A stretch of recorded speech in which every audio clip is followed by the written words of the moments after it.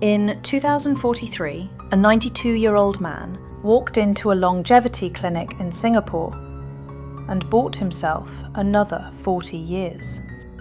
The cost? $18.7 million. The catch? His grandson sold 23 years of his own life to cover the family's debt. This is the Immortality Index, a future market where time isn't money. Time is the money.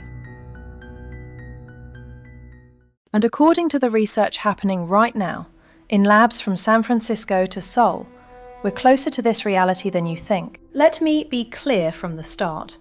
This isn't science fiction. The race to extend human lifespan is happening now, and the progress is staggering. In 2013, Harvard scientists reversed aging in mice using cellular reprogramming.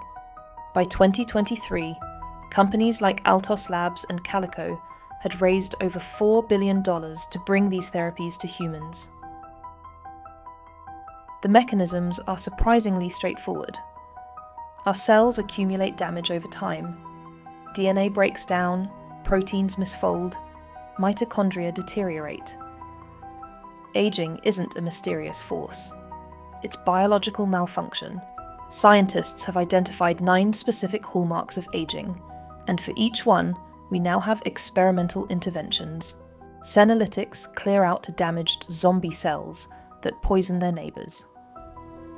NAD plus boosters restore cellular energy production. Telomerase activation prevents chromosome erosion. Partial cellular reprogramming resets cells to younger states without causing cancer. In 2024, the FDA approved the first clinical trials for age reversal therapies in humans. The first results? Promising. Blood markers of aging dropped by an average of 12 years after just 6 months of treatment. But here's where the documentary ends, and the investigation begins. Because when I started researching this episode, I found something no one's talking about.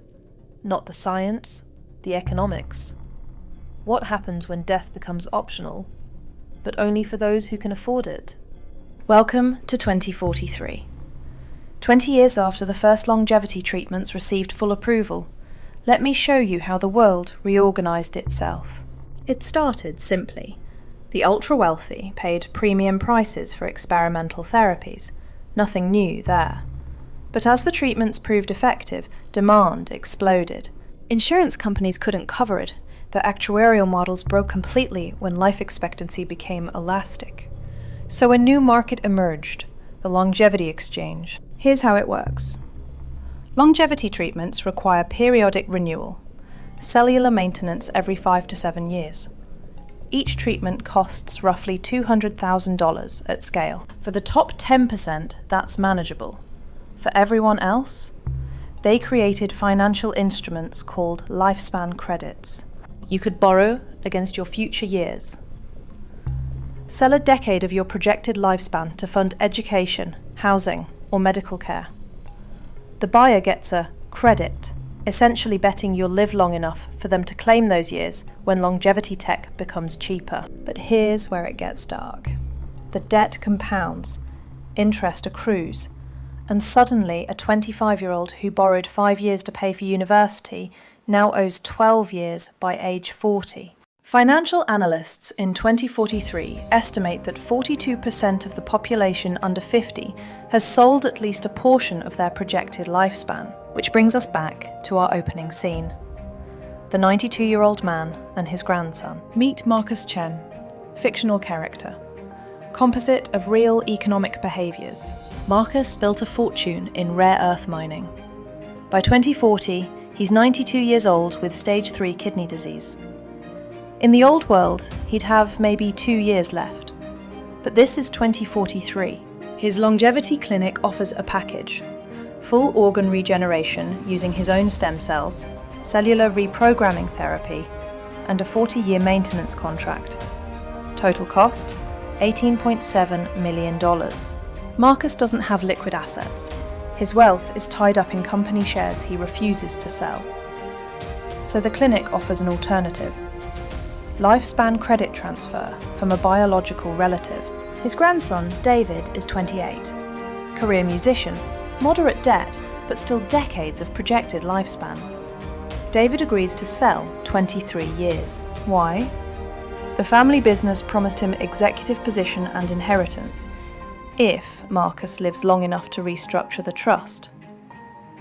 It's an investment, a gamble that his grandfather's extended life will eventually pay back more than those lost years are worth. The exchange is legal, regulated, taxed.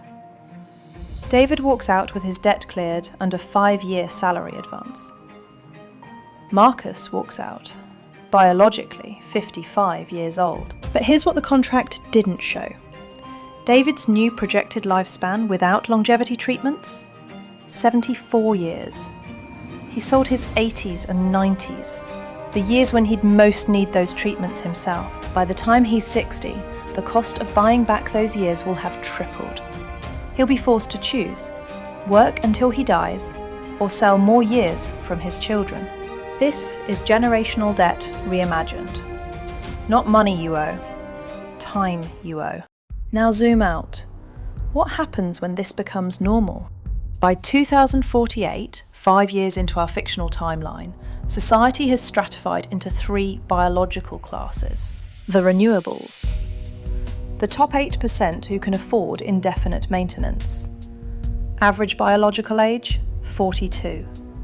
Projected lifespan, functionally unlimited. The indebted. 55% of the population locked into lifespan credit systems. They work longer, age faster, and die younger than their ancestors, despite living in an age of immortality science. And the unmodified. 37% who never entered the system, some by choice, most by circumstance. They age naturally. Life expectancy? Same as 2025, about 78 years. The societal fracture isn't just economic anymore. It's biological. It's temporal. Marriages dissolve when one partner ages and the other doesn't. Political power concentrates among those who can afford to stay in office for a century. Inheritance becomes meaningless when parents outlive grandchildren. And here's the paradox the researchers didn't anticipate. The longevity treatments work. They're safe, effective, and scalable. The science succeeded. But the economic structure we built around it created a system where living longer means someone else has to live less. So let's come back to 2025. Right now. This moment. Every element of that future exists in prototype form today. The cellular therapies are in human trials. The economic incentives are forming. Longevity startups are courting billionaire investors. Health insurance models are already breaking. The question isn't whether we'll extend human lifespan. We will. The question is whether we design the system now or let it design itself. Because here's what the research shows. Longevity science could be the greatest equalizer in human history.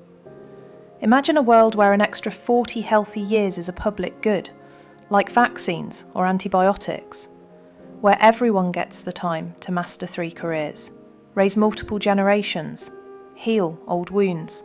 Or it could be the ultimate divider.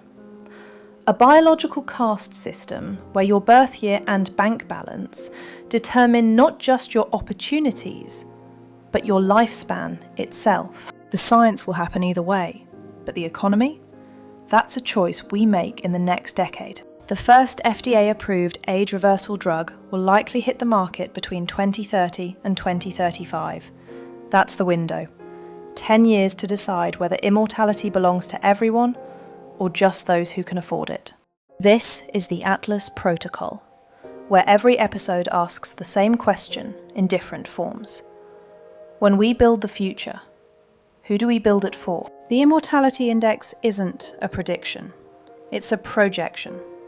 A warning of what could happen if we solve the science before we solve the ethics. Right now, longevity researchers are focused on the biology, making sure the treatments are safe, effective, and scalable. That's crucial work. but someone needs to be asking the other questions. How do we distribute this? Who decides access? What does life insurance mean when life is a renewable resource? Because the danger isn't that we'll fail to extend human lifespan. The danger is that we'll succeed and only realise what we've built when it's too late to redesign. Marcus got his 40 years. David lost 23. Both got exactly what the contract promised. But nobody asked if that contract should have existed at all. Next episode, the synthetic Earth. When we start rebuilding the planet from scratch, what happens when our creation evolves beyond our control? Join the protocol. Subscribe and help us document the futures in progress.